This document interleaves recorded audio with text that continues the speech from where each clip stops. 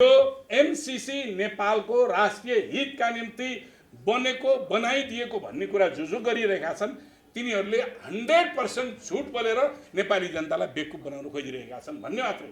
म अलि स्ट्रेटली नै भन्ने, मेरै पार्टीको नेताले पनि यसलाई समर्थन गर्यो भने म देशद्रोही भन्ने छु, यसलाई पास गर्ने कुराहरू गर्यो भने म देशद्रोही नै भन्ने छु, किनभने यो देशको हितको विरुद्धमा छ। यति मात्रै छैन, यसका धेरै कुराहरू छन्। मूल सम्झौता, यो सम्झौतामा संशोधन गर्दैन भनिसक्यो। यो सम्झौतामा संशोधन गर्दैन भनिसकेपछि अरूसँगको सम्झौताको कमा फुलिस्टर संशोधन गरेर कुनै अर्थ रहन्छ? रहँदैन। त्यसकारणले अर्को हाम्रो पार्लियामेन्टले मात्रै संशोधन गरेर अर्थ रहँदैन, हाम्रो पार्लियामेन्टमा सङ्कल्प प्रस्ताव पारित गरेर पनि त्यसको अर्थ छैन। त्यसकारणले यसलाई आउटराइट रिजेक्ट गर्नुपर्छ भनेर नोट अफ डिसिसन लेख्ने र मैले पार्टीमा राखेँ। यो मेरो सार्वजनिक जीवनमा चाहिँ नि जनताको बिचमा जाने हो, मेरो नोटिस मैले सार्वजनिक पनि गरेको। एमसीसीको सम्झौताको 5(1) मा एउटा छ, एमसीसी वित्त व्यवस्था उपयोग र प्रस्तुत सम्झौता निरन्तर कार्यान्वयन वा कार्यक्रमले वर्तमान वा भविष्यमा लागू हुने प्रचलित कानुन वा संयुक्त राज्य अमेरिकाको सरकारको नीति उल्लङ्घन गरेमा एमसीसी खारेज गर्ने। वर्तमान वा भविष्यमा बन्ने कानुन, अहिले बनेको कानुनको पनि विरोध हुनु भएन, भविष्यमा बन्ने कानुन। अर्को 6(4) ले के भन्छ, यहाँ 6 को चाहिँ उसमा लागू हुने कानुन प्रस्तुत सम्झौता एक अन्तर्राष्ट्रिय सम्झौता हो र सोही अनुरूप यो सम्झौताका हकमा अन्तर्राष्ट्रिय कानुनका सिद्धान्तहरू लागू हुनेछन्। यो वास्तवमा अमेरिकाले हामीलाई दान दिने भनिसकेपछि दान, दातव्य, पुरस्कार, अनुदान आदिमा शर्तहरू हुँदैनन्। दान लिने भने शर्त हुन्छ? हुँदैन। दातव्य शर्त हुन्छ? पुरस्कारमा शर्त हुन्छ? हुँदैन। अनुदानमा शर्त हुन्छ? हुँदैन। तर यो शर्तकै भारी हो। अब यो शर्तको भारी किन भयो भन्दाखेरि हो यही हो, सबभन्दा अन्तर्राष्ट्रिय कानुन अन्तर्गत बनाएर हामीलाई बाँध्नका निम्ति एमसीसी को कानुन हामीलाई फलो गर्न बाध्य पार्नका निम्ति भनेर यो अन्तर्राष्ट्रिय कानुन राखियो। नेपाली धरतीमा जन्मेको हो, रुने बेलामा पनि नेपाली आमा भनेर रुन्छ, अलि ठुलो भएपछि नेपाली खाना पनि खायो, नेपाली दौरा सुरुवाल पनि लगायो, नेपाली टोपी पनि लगायो, नेपाली भाषा पनि बोल्छ, तर दिल दिमाग विदेशी छ भनेर पार्लियामेन्टमा बोल्यो। आज नेपालको राष्ट्रिय सार्वभौमिकतामा खण्डित हुने यस्ता सम्झौतालाई समर्थन गर्नेहरू त्यही दिलाम साम्राज्यवादी दिमागका मान्छेहरू बाहेक अरू कोही पनि हुँदैन। हो यो स्थिति आजको स्थिति हो। क्रिस्चियनाइजेसनको माध्यमबाट पनि कहिले पोलिटिकल एलायन्स निर्माण गरेर विश्वमा ध्रुवीकरण गर्ने प्रक्रियामा अमेरिकाले काम गरेको छ।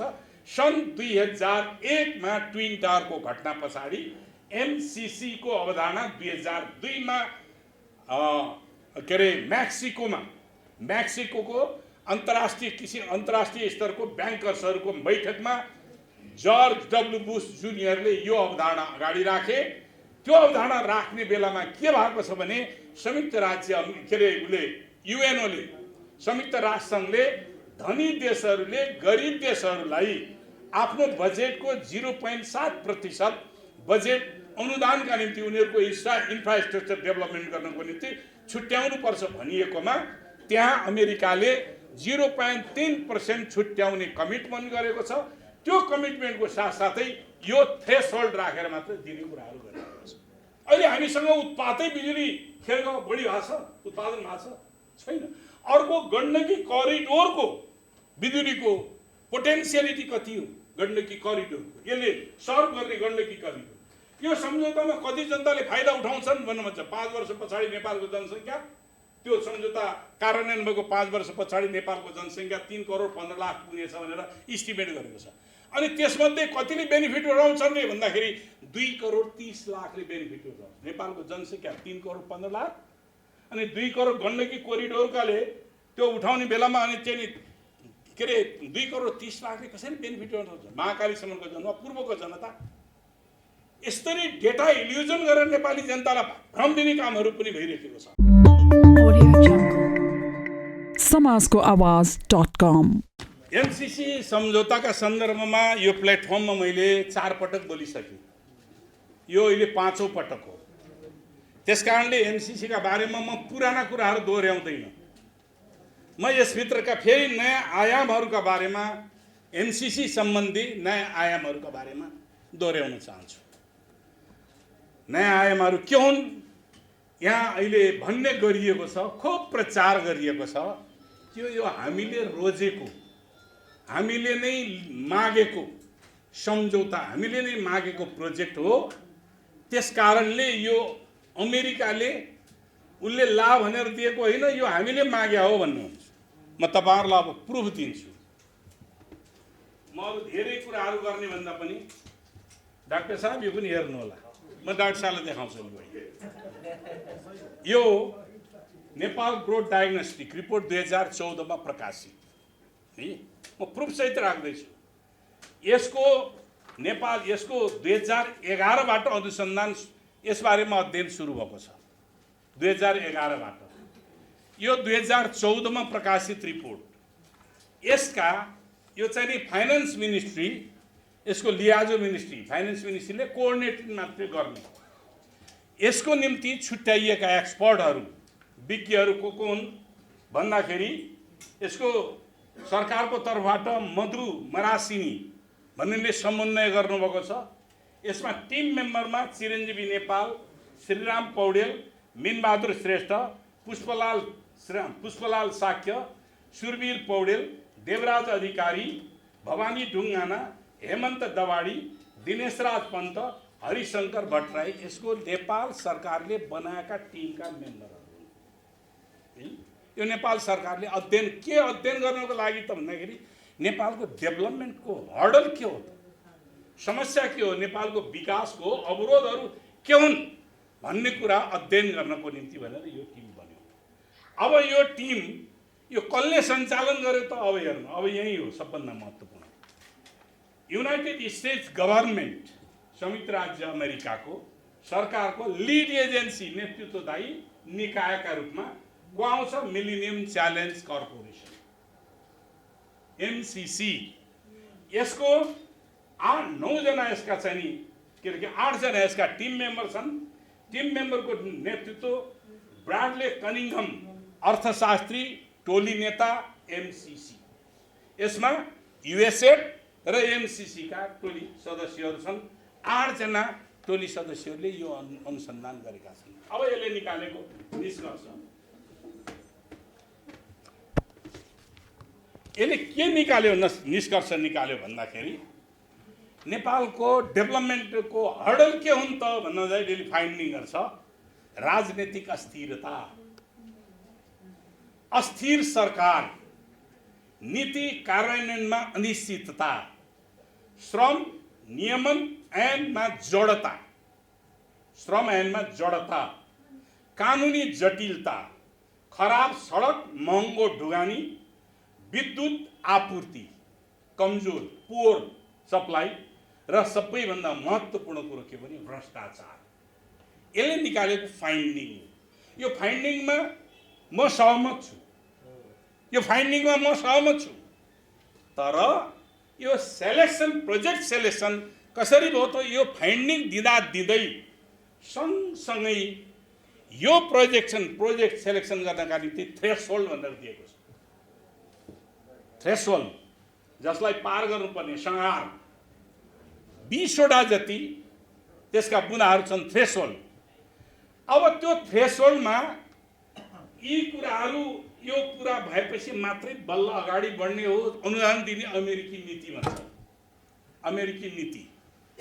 अब त्यो अमेरिकी नीतिमा यो थ्रेसहोल्डका कतिवटा कुरा भयो त? नारी रेयरली एन्ड पोरली 8 वटा बुँदा मात्रै पुरा भएको छ।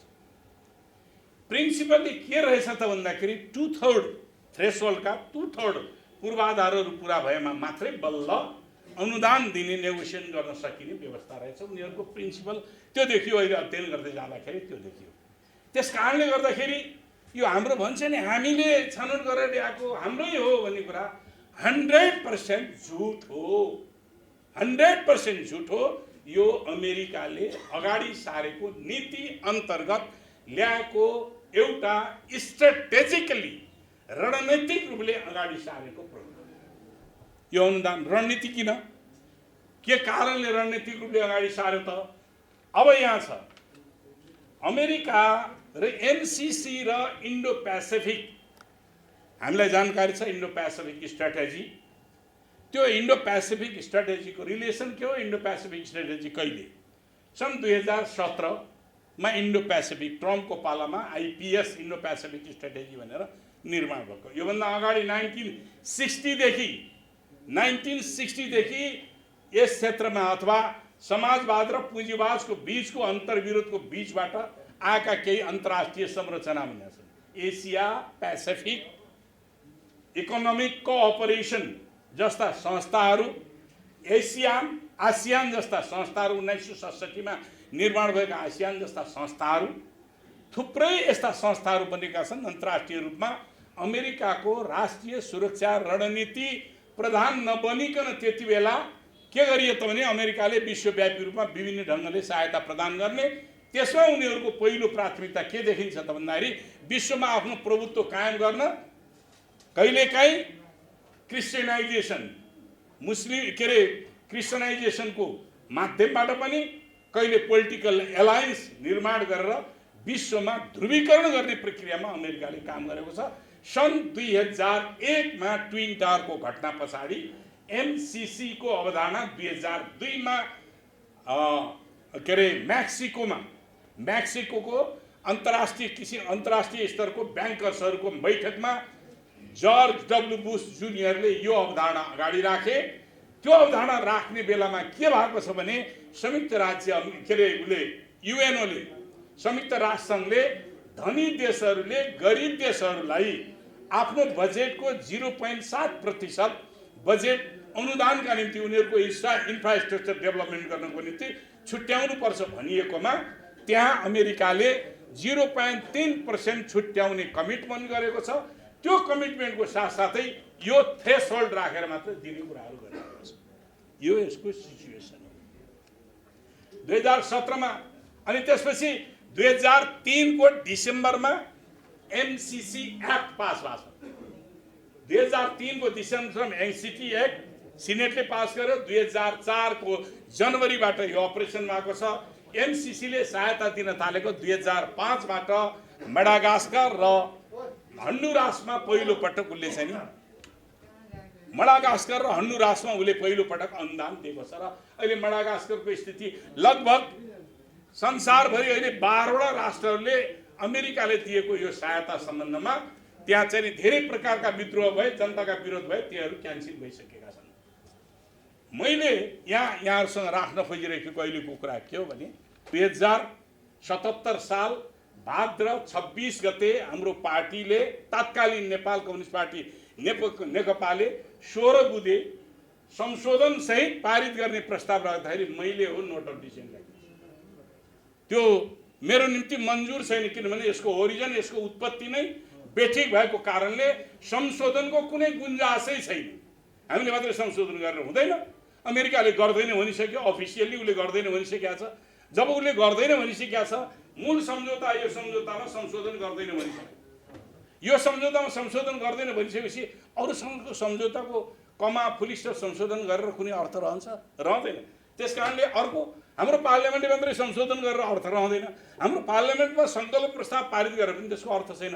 त्यस कारणले यसलाई आउटराइट रिजेक्ट गर्नुपर्छ भनेर नोट अफ डिसेन्ट लेख्ने र मैले पार्टीमा राखेँ।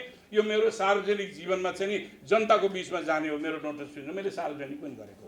त्यस कारणले गर्दाखेरि यो एमसिसी नेपालको राष्ट्रिय हितका निम्ति बनाइदिएको भन्ने कुरा जो गरिरहेका छन् तिनीहरूले 100% झुट बोलेर नेपाली जनतालाई बेवकुफ बनाउन खोजिरहेका छन् भन्ने मात्रै। म अलि स्ट्रेटली नै भने मेरै पार्टीको नेताले पनि यसलाई समर्थन गर्यो भने म देशद्रोही भन्ने छु।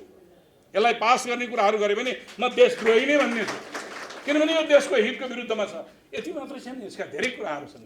यसका पार्टहरू, यसका पक्षहरू धेरै पक्षहरूमा छन्। त्यसैले अब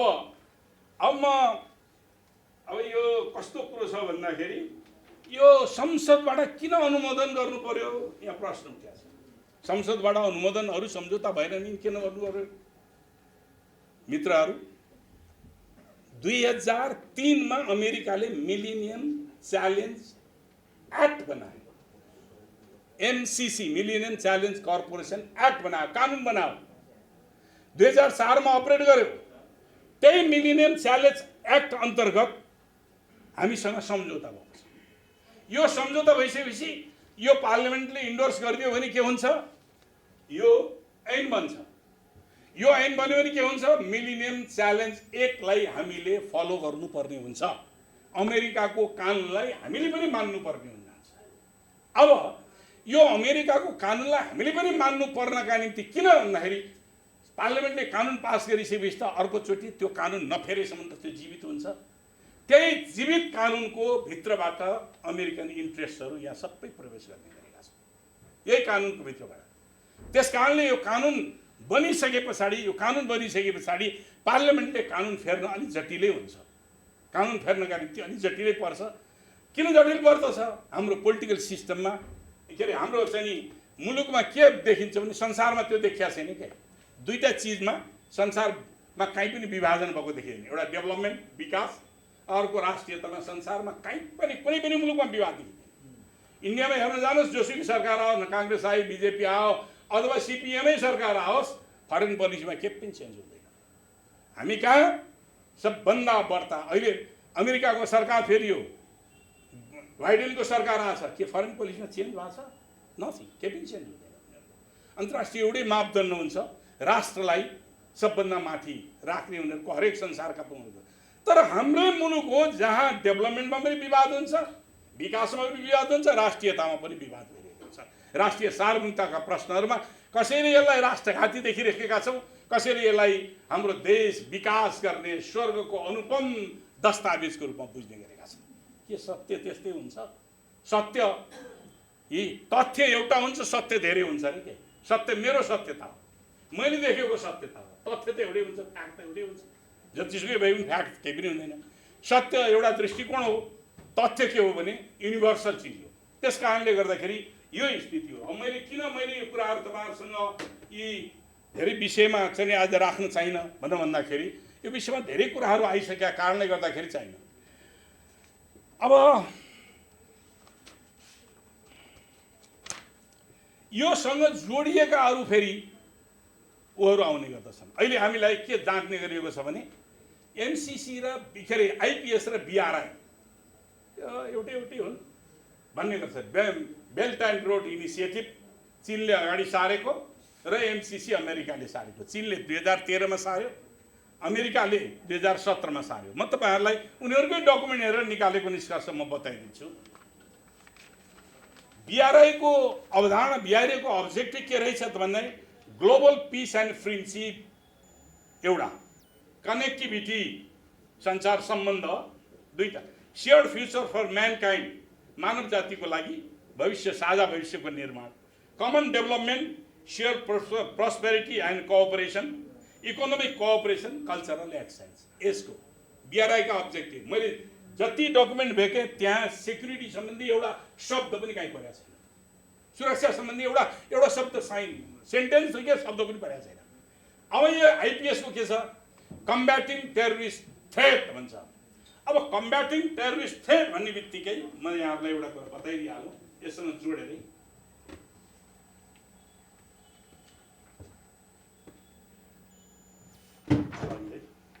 यो डकुमेन्ट पेन्टागनले निकालेको डकुमेन्ट हो। यो Indo Pacific strategy, Indo Pacific चाहिँ स्ट्रेटेजी रिपोर्ट हो। 2019 मा जुन 1 मा निकालिएको रिपोर्ट हो। यसमा के भन्छ भन्दाखेरि ग्लोबल पोलिटिक्सको सम्बन्धमा यसले एक दुईटा कुराहरू बडा रमाइला कुराहरू गरेको छ।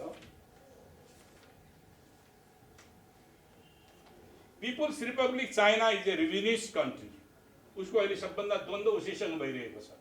People's republic China is a revisionist country. अब अर्को भन्छ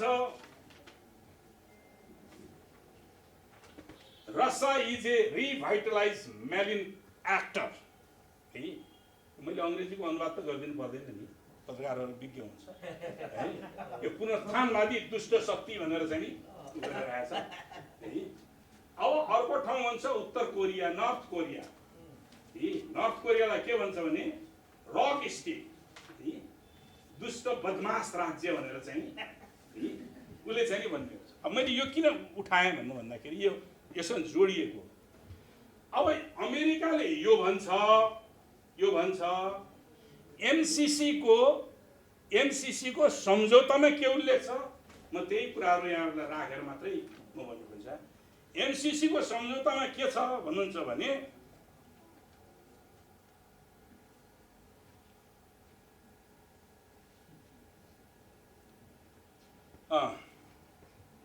एमसीसी को सम्झौताको 5(1) मा एउटा छ, एमसीसी वित्त व्यवस्था उपयोग र प्रस्तुत सम्झौता निरन्तर कार्यान्वयन वा कार्यक्रमले वर्तमान वा भविष्यमा लागू हुने प्रचलित कानुन वा संयुक्त राज्य अमेरिकाको सरकारको नीति उल्लङ्घन गरेमा एमसीसी खारेज गर्ने। वर्तमान वा भविष्यमा बन्ने कानुन है, अहिले बनेको कानुनको पनि विरोध हुनु भएन, भविष्यमा बन्ने कानुन। अर्को 6(4) ले के भन्छ? यहाँ 6 को चाहिँ उसमा लागू हुने कानुन प्रस्तुत सम्झौता एक अन्तर्राष्ट्रिय सम्झौता हो र सोही अनुरूप यो सम्झौताका हकमा अन्तर्राष्ट्रिय कानुनका सिद्धान्तहरू लागू हुनेछन्। यो वास्तवमा अमेरिकाले हामीलाई दान दिने भनिसकेपछि दान, दातव्य, पुरस्कार, अनुदान आदिमा शर्तहरू हुँदैनन्। दान लिने बेला शर्त हुन्छ? हुँदैन। दातव्य शर्त हुन्छ? पुरस्कारमा शर्त हुन्छ? हुँदैन। अनुदानमा शर्त हुन्छ? हुँदैन। तर यो शर्तकै भारी हो। अब यो शर्तको भारी किन भन्यो भन्दाखेरि हो यही हो, सबभन्दा अन्तर्राष्ट्रिय कानुन अन्तर्गत बनाएर हामीलाई बाँध्नका निम्ति एमसीसी को कानुन हामीलाई फलो गर्न बाध्य पार्नका निम्ति भनेर यो अन्तर्राष्ट्रिय कानुन अन्तर्गत राखियो। अब यो अन्तर्राष्ट्रिय कानुन अन्तर्गत राख्दाखेरि के हुन्छ? यसको दफा 7(1) मा के लेखिएको छ त? सबैलाई तपाईहरुलाई जानकारी छ, मैले त्यही पनि फेरि दोहोर्याएँ। नेपालको कानुनसँग अथवा एमसीसी सम्झौतासँग नेपालका कानुनहरू बाजिएको हदसम्म एमसीसी सम्झौता लागू हुने नेपालका कानुनहरू निलम्बनमा पर्ने। अब तपाईले नेपालका कानुन कतिवटा छन् हामीले विचार गरौँ। नेपालका कानुन कतिवटा छन्? 4वटा छन् जम्मा। एउटा मूल कानुन संविधान हो जसलाई जनताको सार्वभौमिक सत्ता सम्पन्न संसदले संविधान सभाले पारित गरेर बनाएको छ। दोस्रो कानुन हो संसदबाट पारित हुने ऐनहरू। दोस्रो। तेस्रो नेपालको सरकारले मन्त्री परिषदले गर्ने नियमहरू, निर्माण गर्ने नियमहरू, कानुनै हुन् तिनीहरू पनि। चौथो सर्वोच्च अदालतले गर्ने फैसला। अब यो सम्झौताको हस्ताक्षरकारी व्यक्ति जोनाथन जी नास एउटा सामान्य कर्मचारी हुन्, उपसचिव स्तरको कर्मचारी र हाम्रो मन्त्रीले सिग्नेचर गरेकोले यो दस्तावेज, यो डकुमेन्टले हाम्रो संविधान निलम्बन पर्छ भने हामीलाई मन्जुर छ। हाम्रो कानुन निलम्बनमा पर्छ, हाम्रो सार्वभौमिकता निलम्बनमा परेको ठहर छ। त्यसकारणले हामीले यसलाई चाहिँ हाम्रो देशको सार्वभौमिकतालाई चुनौतीको रूपमा आयो भनेर हामीले भनिरहेका छौँ। अर्को अन्तर्राष्ट्रिय कानुनको अर्थमा मात्रै नभएर यहाँ के भन्छ? अर्को चाहिँ 64 को यसको चाहिँ 6(4) मा म तपाईहरुसँग तथ्यमा आज चाहिँ गर्ने भनेर गरेको 6(3) मा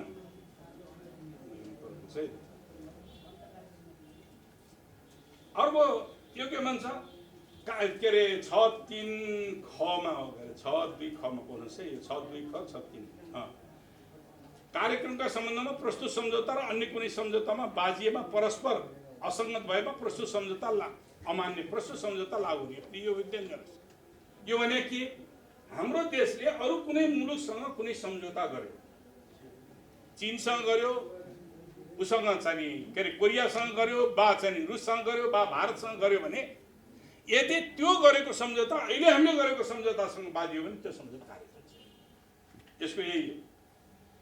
कार्यक्रमका सम्बन्धमा प्रस्तुत सम्झौता र अन्य कुनै सम्झौता बाजिएमा बा परस्पर असंगत भएमा प्रस्तुत सम्झौता लागू हुने। यो सम्झौता लागू हुने। हाम्रो स्वतन्त्र देशले अरु कुनै मुलुकसँग हामीले गर्ने सम्झौता लागू हुने कि नहुने? अमेरिका र अहिले एउटा उदाहरण दिन्छु म। अमेरिका र इरानको बीचमा दुश्मनीपूर्ण सम्बन्ध छ। अमेरिका र भारतसँग अमेरिका र भारतको मैत्रीपूर्ण सम्बन्ध छ। भारत र इरानको मैत्रीपूर्ण सम्बन्ध छ। त्यो मात्र नभएर हाम्रै उदाहरण हेरौँ। अमेरिका र चीनको प्रतिद्वन्द्विता छ। हामीले चीनसँग सम्झौता गर्न पाउने कि नपाउने? जो हाम्रो इन्ट्रेस्टमा छ अमेरिकाको कानुनको विपरीत हुन्छ, एमसिसी कानुनको विपरीत हुन्छ, तर हामीले गर्न पाउने कि नपाउने भन्नु भन्दाखेरि यो सम्झौताले के भन्छ, नपाउने भन्नुहुन्छ।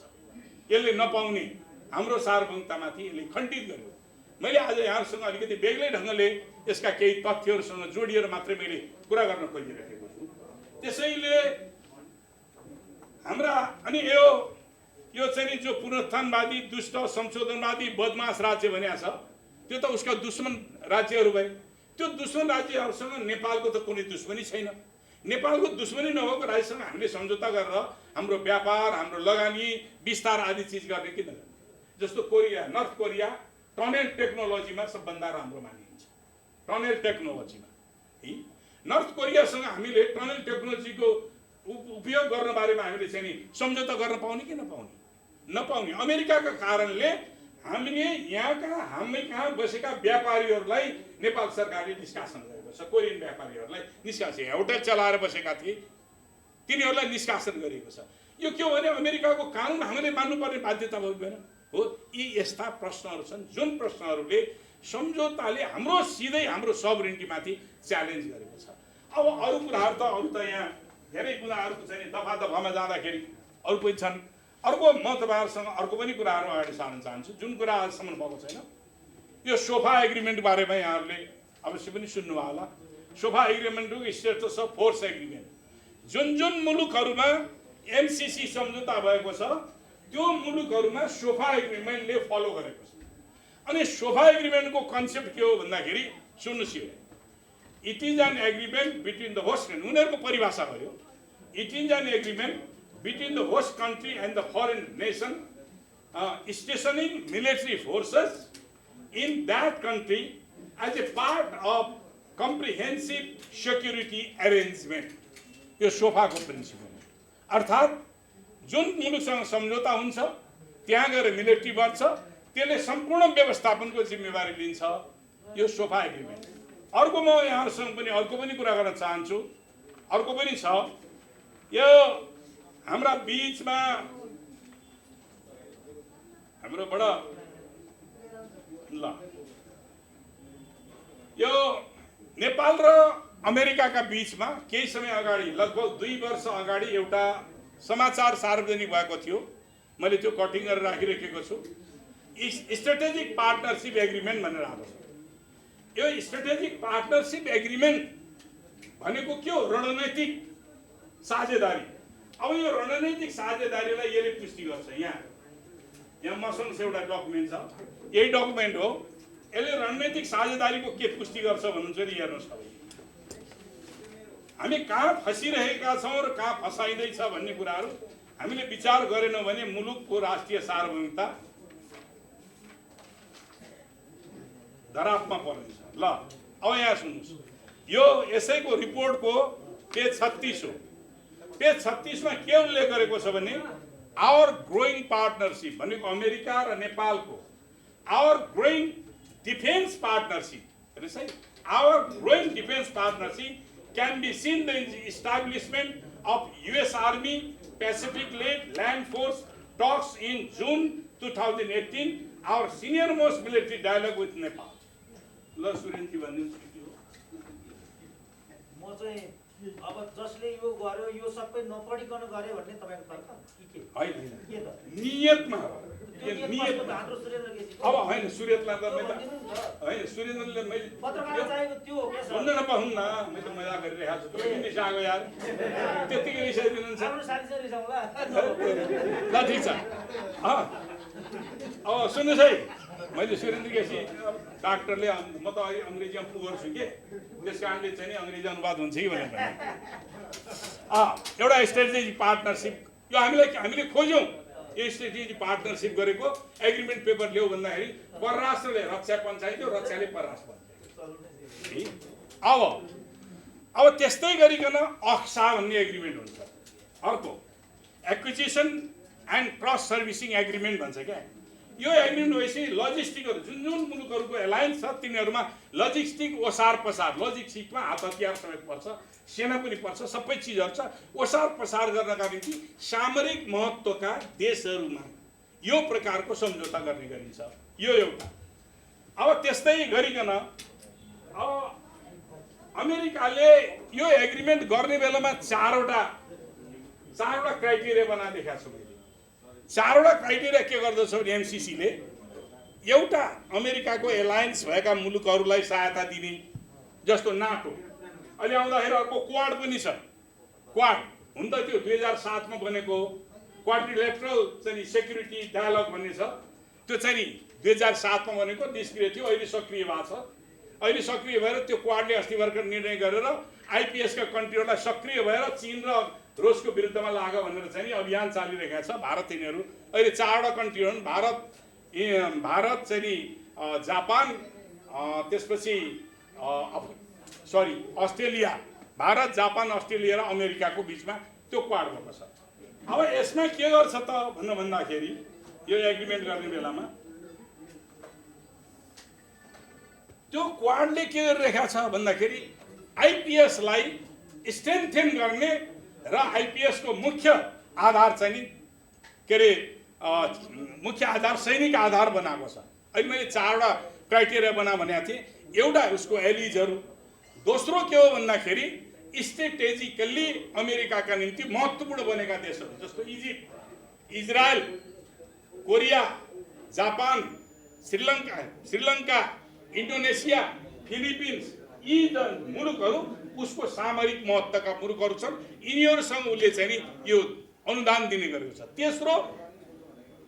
तेस्रो अर्को महत्त्वपूर्ण तेस्रो के हो भने जो गरिब देशहरू छन्, संसारका गरिब देशहरू, अनि ती गरिब देशहरूलाई सहायता दिने गर्छ आफ्नो एली बनाउन। चौथो हो द्वन्द्वबाट बाहिर निस्केका मुलुकहरू, चाहे त्यो के हो भने ग्लोबल पोलिटिक्सको गिनीपिग हामीलाई बनाउनका निम्ति यो अन्तर्राष्ट्रिय षड्यन्त्र भइरहेको छ। यो अन्तर्राष्ट्रिय रूपमा अमेरिकाले ग्लोबल आफ्नो पोलिटिक्सको गिनीपिग बनाउनु। अब यसको हिस्ट्रीमा जाउँ, हिस्ट्रीको ज्ञान त फेरि सुरेन्द्रजीलाई गुहार्नु पर्यो। हिस्ट्रीको उहाँको चाहिँ पनि हो, 2031 सालमा खम्पा विद्रोह भएको थियो हो, विद्रोह तयारी थियो।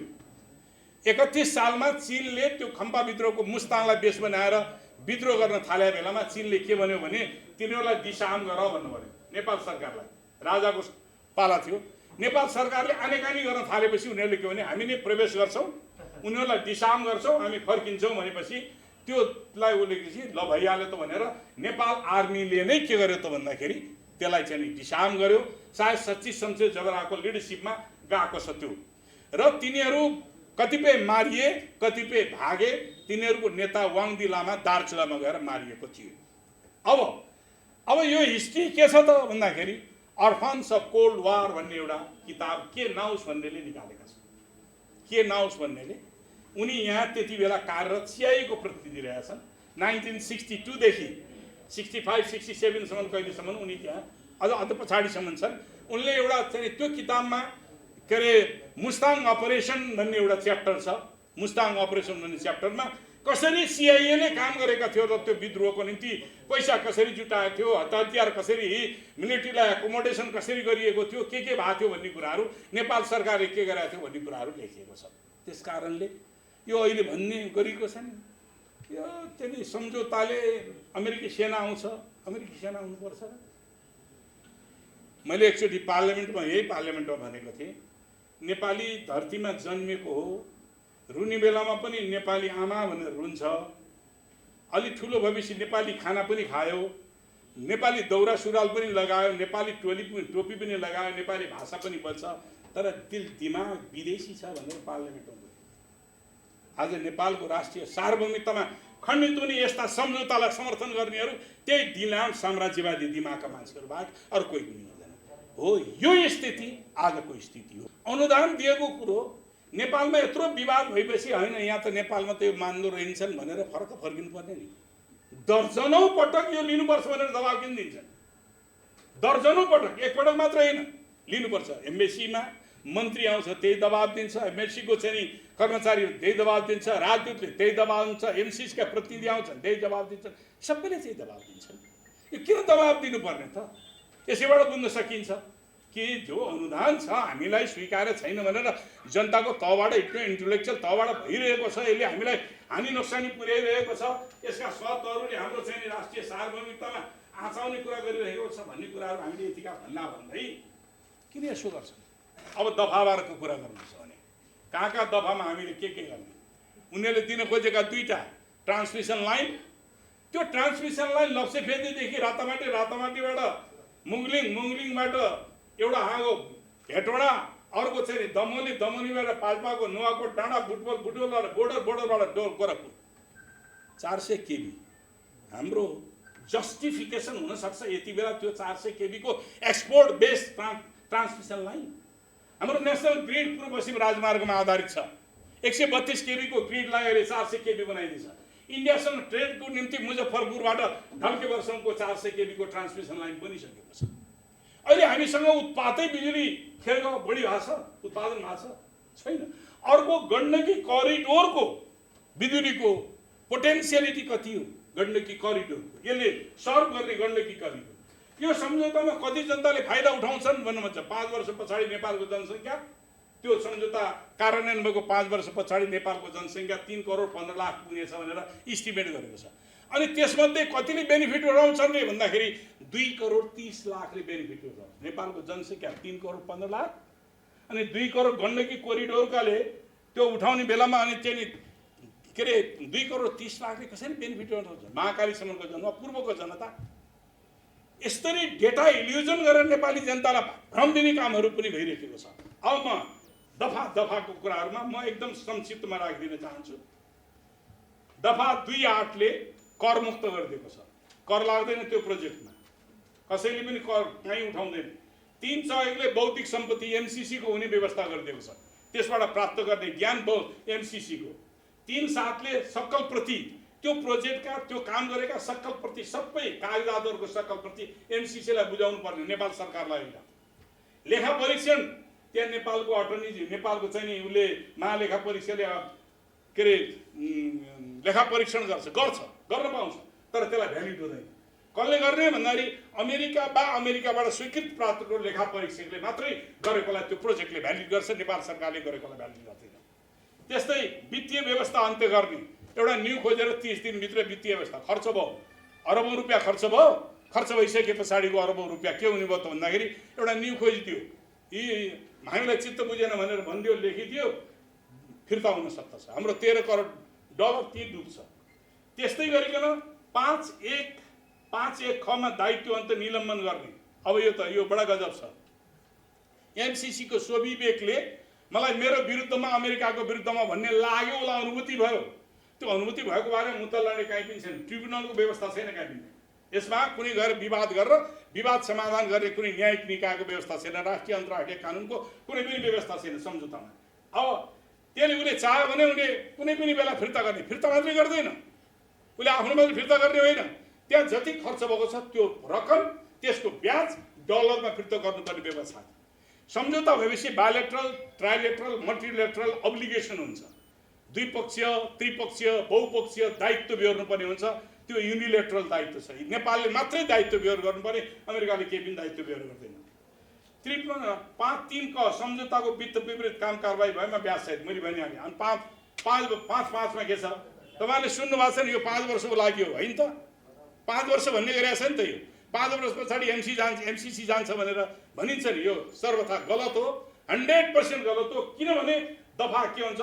दफा 2.7, दफा 2.8, दफा 3.2, 3.7, 3.8, 5.2, 5.4, 6.4 यी सबै दफाहरूले एमसीसी कायम रहन्छ। कहिलेसम्म कायम रहन्छ?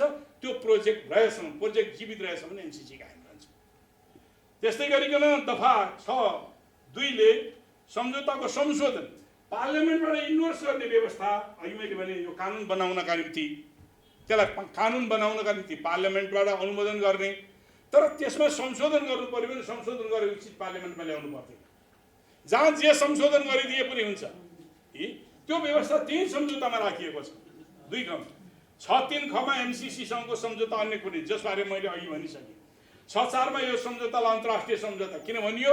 नेपालमाथि गभर्न गर्नका निम्ति, नेपालको कानुनलाई निलम्बन गर्नका निम्ति। 6.8 मा आयोजना कार्यतर विदेशीलाई नेपालको कानुन लाग्दैन, आयोजनामा कार्य गर्ने विदेशीहरूलाई नेपाल मान्छे मारे पनि कानुन लाग्दैन, कर तिर्नु पर्दैन, अरू पनि कुनै तिर्दैन, कुनै पनि अब के अरे फौजदारी अभियोगमा उनीहरूलाई लाग्न पाइँदैन भन्ने कुरा सम्झौताले व्यवस्था गरिदिन्छ। 7.1 मा सम्झौता बाजिएको हदमा नेपालका कानुनहरू निलम्बन, जुन कुरा अघि नै मैले भने। त्यसै गरी 7/4 कार्यान्वयनको यो अगाडि गइसक्यो 5/5 को सम्झौता, 5/5 अनुसारको 5 वर्षको भनेको छ।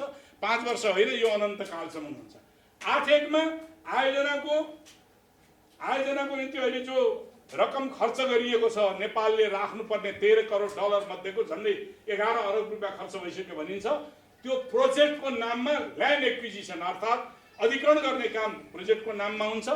नेपाली जनताले तिरेको पैसा त्यहाँ जम्मा हुन्छ, तर त्यसको ब्याज जुन हुन्छ नि, ब्याङ्कमा ब्याज हुने नेपालको खातामा आउँदैन, एमसिएको खातामा जान्छ त्यसको ब्याज। अब त्यस्तै गरिकन यो सम्झौताका अतिरिक्त, यो हाम्रो अहिलेको सम्झौताको अतिरिक्त मित्रहरू यस्ता इम्प्लिमेन्टेसन एग्रिमेन्ट, क्रियान्वयन सम्झौताहरू धेरै भएका छन्। अहिले औपचारिक रूपले हामीले पाएका छैनौँ, यो अनौपचारिक रूपले प्राप्त गरेको दस्तावेज हो। अब यसमा के छ, यसमा धेरै त्यस्ता यसमा नभएका कुराहरू यसमा उल्लेख गरिएको छ। सम्झौतामा नभएको, मूल सम्झौता नभएका कुराहरू यसमा उल्लेख गरेका छन्। यो चाहिँ इन्डोर्स गर्नु नपर्ने पार्लियामेन्टमा, यो लैजानु नपर्ने, यो बहस हुनु नपर्ने, को त्यही मात्रै भए पनि हुने। तर त्यसमा महत्त्वपूर्ण के छ भने एमसिए भन्ने जुन मिलेनियम च्यालेन्ज एकाउन्ट भन्ने जो एमसिसीको प्रोजेक्ट कार्यान्वयन गर्नका निम्ति यहाँ अफिस खडा भएको छ। अहिले लाल दरबारमा त्यो अफिस छ है, याकेनेली होटलको लाल दरबारमा त्यसको अफिस छ। त्यसमा काम गर्ने मान्छेहरू नेपाली टाउका छन्। एकजना लियाजो भनेको एमसिसीको एकजना प्रतिनिधि बस्छन् अरू, तर तिनीहरूले रिपोर्टहरूलाई गर्दैनन्। त्यो संस्था नेपाल सरकारको गठन आदेश अनुसार कानुन बन्यो। त्यो कानुन नेपाल सरकारले बनाइदिन्छ, तर त्यो अटोनोमस हो। नेपाल सरकारको कुनै पनि प्रकारको हस्तक्षेप चल्दैन। एउटा कर्मचारी राख्ने वा कर्मचारी भर्ना गर्ने, त्यसलाई निर्देशन दिने केही पनि गर्न पाउँदैन। त्यो सबै एमसिसीले निर्देशन गर्दछ र एमसिसी प्रति लोयल हुन्छ। एमसिसीले सबै कुराहरू एमसिसीको निर्देशन हुन्छ। अर्को यसै नै के लेखेको छ, विदेशी कुनैलाई एक्सपर्टको रूपमा कार्यक्रममा निम्ता गर्नु पर्यो, बोलायो भने त्यो बोलाइएको व्यक्तिको तेरो नेसनालिटी के हो भनेर गभर्मेन्टले सोध्ने हक राख्दैन। उसलाई भिसा दिनैपर्छ। त्यो भिसा मल्टिपल भिसा अथवा 5 वर्ष, न्यूनतम 5 वर्षको भिसा दिनुपर्छ। उसलाई मात्रै होइन, उसका सन्तानलाई, उसका परिवारका सदस्यलाई पनि दिनुपर्ने बाध्यात्मक स्थिति छ। त्यस कारणले यस्ता सम्झौताहरू, अरू धेरै सम्झौताहरू भएका छन् भन्ने छ, जुन कुरा औपचारिक रूपमा जानकारी छैन। अब यो स्थितिमा अनि यो एमसिसी सम्झौता पारित गर्न मिल्छ? त्यस कारणले मैले के भने, यो एमसिसी सम्झौता पारित गर्न मिल्दैन। नमिल्ने मात्रै नि, खारेज गर्नुपर्छ। अर्को, रिसेन्टली मेरै पार्टी सरकारमा छ, अघि सुरिनजीले उठाइदिनु, अनन्त सरकारमा थिए त्यति बेला पास गर्ने बेलामा। मित्रहरू, म 2065 सालदेखि, धर्मेन्द्रजीलाई थाहा छ, हामी एउटै पार्टीमा थियौँ। त्यति बेलादेखि म मेरो पार्टीको अथवा तात्कालीन एकीकृत नेपाल कम्युनिस्ट पार्टी माओवादीको स्थायी समितिको सदस्यको हैसियतले म ऊर्जा विभागको प्रमुख, अहिले पनि ऊर्जा विभागमै छु। मेरो पार्टी सरकारमा भएको बेलामा यो एमसिसी सम्बन्धी प्रोग्राम बारेमा मलाई नै थाहा भएन। अनि कसरी सार्वजनिकमा जनतामा बहस गराएर ल्याइयो भन्ने कुरा म पत्याउँछु। मैले ऊर्जा विभाग हेरिरहेको छु। हामीले ऊर्जा सम्बन्धी पोलिसी लागू गरेका छौँ। हामीले बनाएका पोलिसी टोपाहरू चाहिँ ऊर्जा मन्त्री भएको बेलामा ऊर्जा सङ्कटकालको ड्राफ्ट हाम्रो समितिले, हाम्रो चाहिँ विभागले गर्यो।